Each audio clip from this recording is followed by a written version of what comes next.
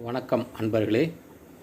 இன்றைக்கி நம்ம பார்க்க போவது மலடி கூட குழந்தை பிறக்கக்கூடிய அருள் கிடைக்கிறது இந்த சிவன் அருளால்.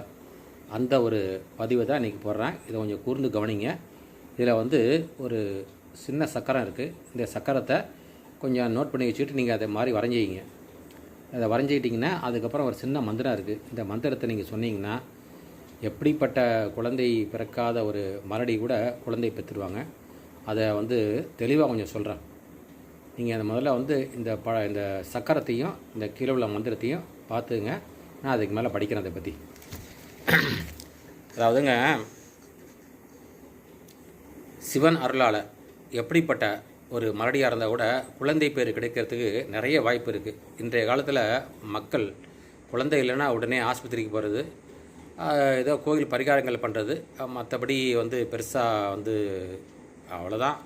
அடுத்தபடி பார்த்தோம்னா ஆஸ்பத்திரிக்கு போகிறது இப்படி தான் இருந்துடுறாங்க. இதுக்கு எவ்வளோ நல்ல வழிமுறைகள் இருக்குது.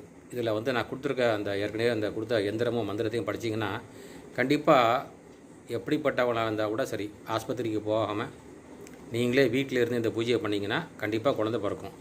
இது எந்திரத்தை நீங்கள் பார்த்துட்டீங்க. மந்திரத்தை நான் ஒரு தடவை தமிழில் சொல்கிறேன். தமிழ் மந்திரம் தான்.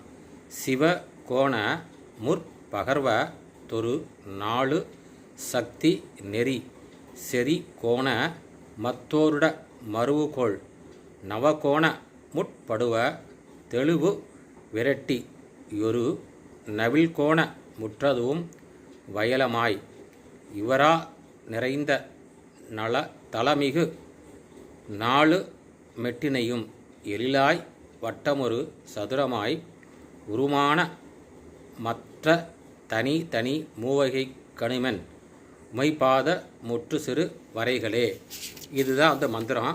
இதுக்கு இது பிரயோகம் அப்படின்னு கேட்டிங்கன்னா, இந்த எந்திரத்தை வெண்ணெயில் வரையணும். ஒரு வெண்ணெய் தட்டில் வெண்ணெயை பரப்பி விட்டு அதில் அந்த எந்திரத்தை வரைஞ்சிட்டு, உங்களுக்கு எந்த மந்திரமும் தெரியலன்னா பரவாயில்ல, ஓம் நம சிவாயா அப்படின்னு சொல்லிட்டு ஸ்ரீம் ஸ்ரீம் ஓம் நம சிவாயா, ஸ்ரீம் ஓம் நம சிவாயா அப்படின்னு சொல்லிக்கிட்டே இந்த வெண்ணெயில் மந்திரத்தை சொல்லி முடிச்சுட்டு கடைசியாக அந்த வெண்ணெயை நீங்கள் நைட்டு சாப்பிட்டு படுத்திங்கன்னா 48 நாள் தொடர்ந்து செஞ்சிங்கன்னா எப்படிப்பட்டவங்களா இருந்தால் கூட குழந்தை பாக்கியம் கிடச்சிருங்க.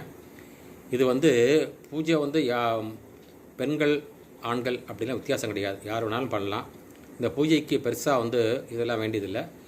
அதாவது ஒரு சாதாரணமாக படைக்கிற மாதிரி ஒரு சக்கரை பொங்கல், பழங்கள், ஏதோ நெய்வேத்தியம் வச்சு படைக்கலாம். இதை முடிச்சுட்டு தீபாரத்தனை காமிச்சிட்டு அந்த வெண்ணெயை அன்னைக்கு சாப்பிடணும். தொடர்ந்து 48 நாள் இந்த மந்திரம் சொல்லி இந்த வெண்ணெயை சாப்பிட்டு பாருங்கள். எப்படிப்பட்ட மலடி கூட குழந்தை பெற்றுவாங்க.